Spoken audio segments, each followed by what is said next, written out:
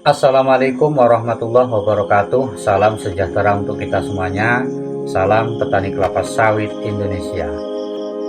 Budidaya kelapa sawit di tanah berpasir akan menemui banyak kendala jika tidak dibarengi dengan pengetahuan yang cukup untuk menanganinya.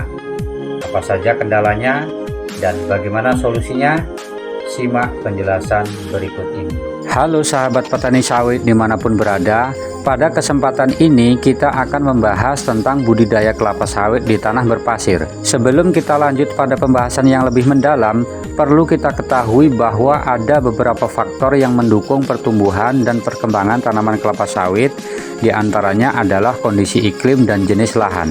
Kondisi iklim yang baik untuk pertumbuhan kelapa sawit diukur dari lamanya penyinaran matahari, suhu, curah hujan, dan kelembabannya. Kemudian lahan yang baik adalah lahan yang datar, berdrainase baik, berlapis tebal, dan subur. Tanah yang mengandung banyak lempung dengan pH antara 4-6 adalah pilihan terbaik untuk budidaya kelapa sawit. Lalu bagaimana jika satu-satunya tanah yang kita punya adalah tanah berpasir dan kita jadikan sebagai lahan untuk menanam kelapa sawit?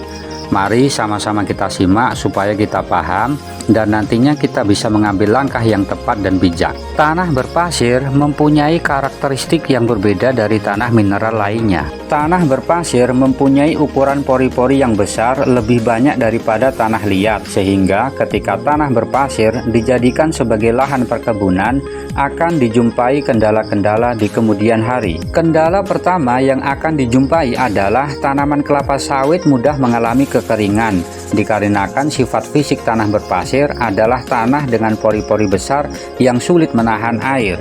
Sebagaimana yang kita ketahui bahwa pertumbuhan dan perkembangan suatu tanaman, termasuk tanaman kelapa sawit, membutuhkan ketersediaan air di dalam tanah. Jika ketersediaan air di dalam tanah tidak mencukupi, maka sudah pasti perkembangan dan pertumbuhan kelapa sawit akan terganggu.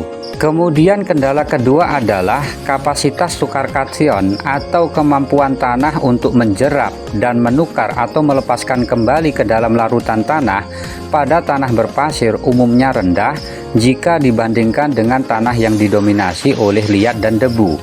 Nah, dengan adanya KTK yang rendah ini menyebabkan tanaman kelapa sawit mengalami defisiensi unsur hara karena tanah tidak mampu mengikat, menahan, dan menukar unsur hara yang diperlukan oleh tanaman. Kesimpulannya, unsur hara yang berada di dalam tanah ataupun yang kita tambahkan dengan cara pemupukan tidak akan diserap secara optimal oleh tanaman. Lalu kendala yang terakhir adalah tanah berpasir memiliki kandungan bahan organik dan hara yang rendah.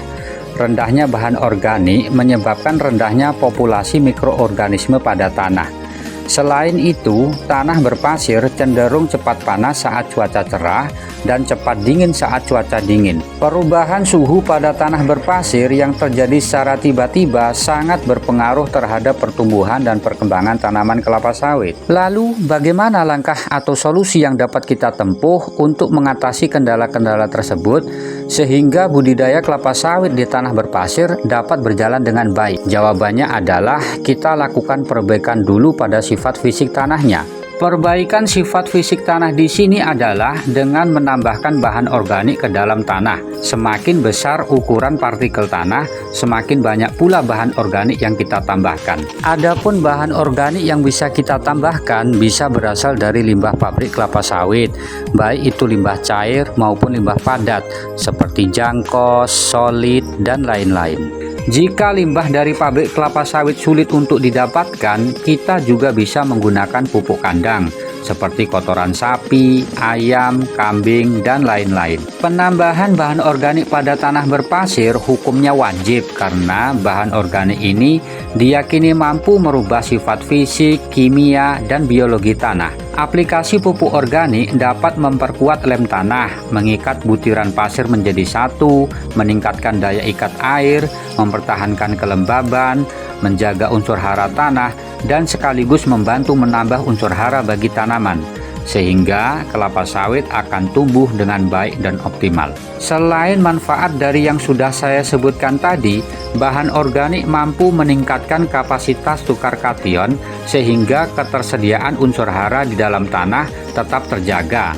Dan yang terakhir, bahan organik ini juga berperan memperbaiki sifat biologi tanah, yaitu sebagai sumber energi dan makanan bagi mikroba tanah. Mikroba yang berkembang di dalam tanah dapat membantu menyuburkan tanah dan membantu pertumbuhan dan perkembangan tanaman. Barangkali ini saja yang dapat saya sampaikan sebagai kesimpulannya, bahwa budidaya kelapa sawit di tanah berpasir tetap bisa dilakukan, tetapi dengan teknik yang berbeda dengan budidaya kelapa sawit di tanah mineral lainnya. Perbedaan di sini adalah adanya penambahan bahan organik yang cukup banyak untuk memperbaiki struktur tanahnya. Terima kasih bagi yang sudah menonton dan memberikan dukungan. Saya akhiri, salam petani kelapa sawit Indonesia.